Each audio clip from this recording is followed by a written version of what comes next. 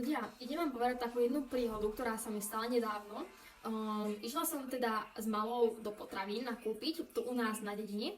A proste stála som tam v rade, čakala som proste na salámu. A došla tam taká staršia pani, ktorá sa postavila vedľa nás. A proste vôbec ani sa nepozdravila, ani nič, ani bu, ani me. Len sa tam postavila a proste z ničoho nič, úplne na drsovku sa ma opýta, že kto som a že kto sú moji rodičia.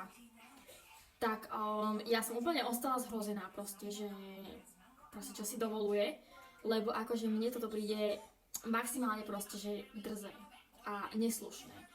Tak ja neviem, ale len tak niekoho cudzieho sa opýtať v obchode, že kto je a proste pýtať sa na jeho rodinu, na jeho rodičov, mi príde, že maximálne cez čiaru.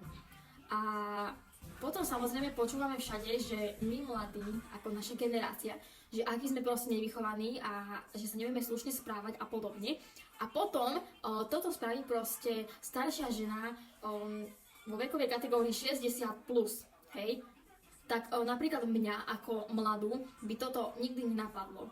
A nie, že nenapadlo, ale proste toto by som si nikdy nedovolila niekoho sa len tak opýtať proste na drzovku, že kto je a proste pýtať sa na jeho rodinu a na jeho rodičov, keď sa proste nepoznáme, hej. Ako ja chápem, že sme na dedine a proste tí starší ľudia ľubia klebetiť a podobne, ale akože pýta sa toto niekoho len preto, aby ona mohla o tom klebetiť a aby to ona proste mohla ďalej rozoberať a riešiť akože moju rodinu a mňa, tak akože toto mi príde maximálne drze. Tak mi prosím vás napíšte, že aký máte na toto názor a že čo si o tom vlastne vymyslíte.